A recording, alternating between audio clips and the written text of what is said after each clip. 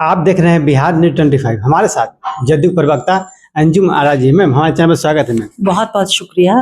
Ma'am, JDU के क्या हो गया? नीतीश कुमार जी जो खिलाफ आवाज उठाते हैं उस घर में छापा, रेड, जेल भेजते हैं। क्या हो गया है? जैसे विगत दिनों पूर्व आईपीएस अमिताभ दास जी ने नीतीश जी के बेटा के बारे में कहा है कि डीएनए जांच होना चाहिए, फलना चीज है। उस घर में रेड होता है, पुलिस अरेस्ट कर जाती है और फिर बेल पर छोड़ देती है। कैसे देखते हैं? देखिए, इतना तो चाहे वो हमारा लोकतंत्र का चौथा स्तंभ मीडिया हो या फिर कोई भी बॉडी हो, कानून को फ्री होकर के काम करने दिया जाएगा या नहीं दिया जाएगा। विपक्ष का मतलब ये नहीं ना होता है कि कोई भी सवाल आप उठा दें। जिन अमिताभ दास की बात आप कर रहे हैं, आपने देखा होगा कि उनकी गिरफ्तारी क्यों हुई है, उनकी गिरफ्तारी किस बिंदु पे और किस वजह से हुई है, वो भी बहुत स्पष्ट है। तो मुझे नहीं लगता है कि अब किसी तरह का सवाल जो है रिलेवेंट है इस विषय पे करने के लिए।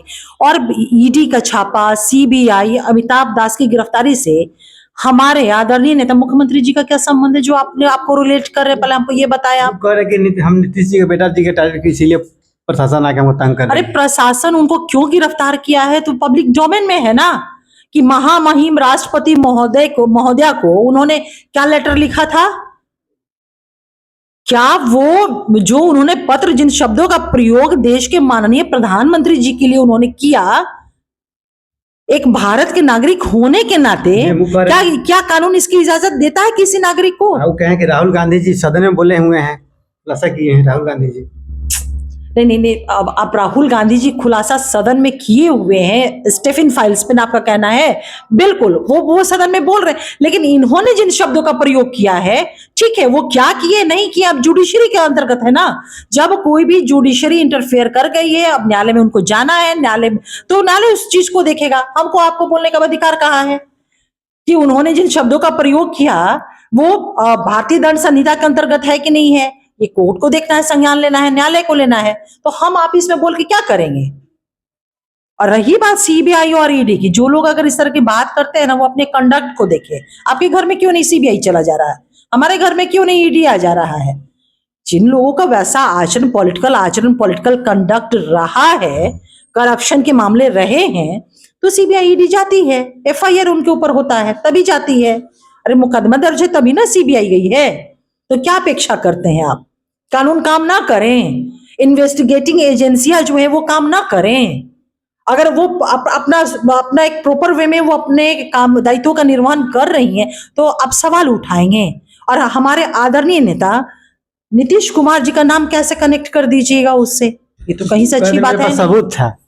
क्या सबूत था? सबूत है, तो जा रहे हैं ना, सबूत देना चाहिए ना। हम लोग लेकर नष्ट कर नहीं, ये तो मतलब ये तो मेंटल केस है ये। फिर भाई वैसे भी कहा ही जा रहा है कि मानसिक तौर पे वो विक्षिप्त देखने से जो इस तरह के शब्दों का प्रयोग करे उसको क्या आप कहेंगे? और जो अब क्या है और क्या नहीं सबूत है, सबूत का जो मसला होता है वो जुडिशरी है, देख रही है उसको, न्यायालय देख रहा है उसको। मेरा लास्ट क्वेश्चन है, नीतीश कुमार जी ने विगत दिनों सदन में बिहार के पूर्व महिला मुख्यमंत्री राबड़ी देवी जी कहते तुम लड़की हो, कैसे देखते आप एक महिला है? अरे भाई देखिए, आप लोग जो है ना, माननीय मुख्यमंत्री जी लड़की, बेटी और महिलाओं के लिए जो काम किए हैं ना, अगर मैं चर्चा करना शुरू कर दूं ना तो एक दिन नहीं अनेकों दिन बीत जाएंगे, वो उनके काम खत्म नहीं होंगे। लड़की शब्द ठीक है, वो बात के क्रम में तो कोई अपमानजनक शब्द तो है नहीं, वो स्त्रीलिंग ही है ना भाई। लड़की का नीतीश जी का मानसिक संतुलन खो गया है। अब तो एक चीज ये बताइए, डेमोक्रेसी में इसको कौन तय करता है? बिहार की यानी कि 14 करोड़ आवाम को तब तो आप गाली दे रहे हैं ना। 14 करोड़ आवाम, जो 2025 का इलेक्शन हुआ, माननीय मुख्यमंत्री नीतीश कुमार जी के नेतृत्व को, उनके काम को, उनके विचारधारा को, उनके मिशन को, बिहार को आगे ले जाने की उनकी दृष्टि को विश्वास जताते हुए जो अपार जनादेश दिया, तब तो उसको उन लोग अपमानित कर रहे हैं, उसको कहीं ना कहीं एक गलत सेंस में प्रकटीकरण कर रहे हैं। और यही कारण है कि ऐसा इमेच्योर, ऐसा अव्यवहारिक जो विपक्ष है, उसका हश्र बिहार की आवाम इस तरह से कर रही है, ऐसे नहीं कर रही है।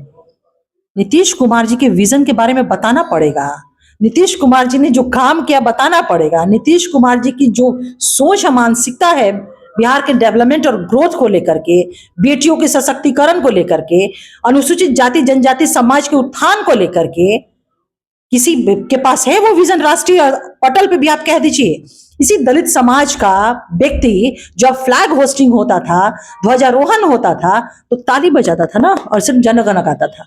सिर्फ यही कि नीतीश कुमार जी की सोच थी कि उस तबकों को भी एहसास हो कि मेरा वजूद इस समाज में क्या है। और आज उस टोला का गरीब बुजुर्ग झंडा फहराता है, और कलेक्टर बड़े बड़े हस्ती जो है ना पीछे खड़ा होकर के, उनके पीछे खड़ा होकर के जनगण गाते। ये है नीतीश कुमार जी का मानसिकता, ये है उनका दिमाग, जिस दिमाग को वो निश्चित रूप से चुनौती देंगे। इसलिए देंगे ना कि उनकी सोच में और हमारे माननीय मुख्यमंत्री जी की सोच में कहीं कोई मेल ही नहीं है।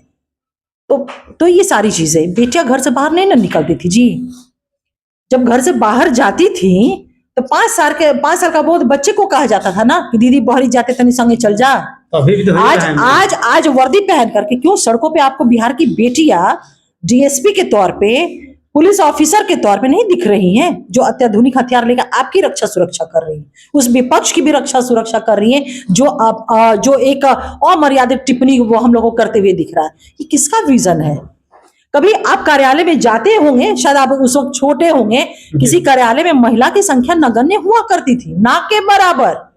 आज आप जाइए 30% से भी ज्यादा संख्या में बिहार की बेटियां हर कार्यालय में मौजूद है। कि किसका विजन है, किसकी सोच है, किसने वो माहौल बनाया, किसने वो व्यवस्था दिया, किसने बेटियों को सपना दिया, किसने बेटियों को सपनों को साकार करने के लिए अरमान दिए, और उन अरमानों को साकार करने के लिए कानून व्यवस्था और सुशासन स्थापित किया। शख्स का नाम नीतीश कुमार है, ये मुझे कहने की जरूरत नहीं है। डेमोक्रेसी में जो वोट होता है, मत होता है, वो सब चीज चीख चीख के कह देता है। तो बहुत कुछ बोलने की नीतीश कुमार जी के कृतित्व को शब्दों में कहने की जरूरत नहीं है। लोकतंत्र में जो जनादेश आता है वो सब कुछ कहता है। तो 2025 का जनादेश हम लोग को दिखता ही है कि नीतीश कुमार जी ने जो किया है, बिहार की एक एक आवाम उस चीज को बहुत शिद्दत से महसूस भी करती है, उसको रिकॉग्नाइज भी करती है, और उसके अनुसार उनके साथ खड़ी भी हुई है। ये हमारे साथ है जदयू प्रवक्ता है अंजू महाराज जी के सुन रहे थे। वीडियो कैसा लगा? वीडियो को लाइक और सब्सक्राइब करना भूलें। धन्यवाद।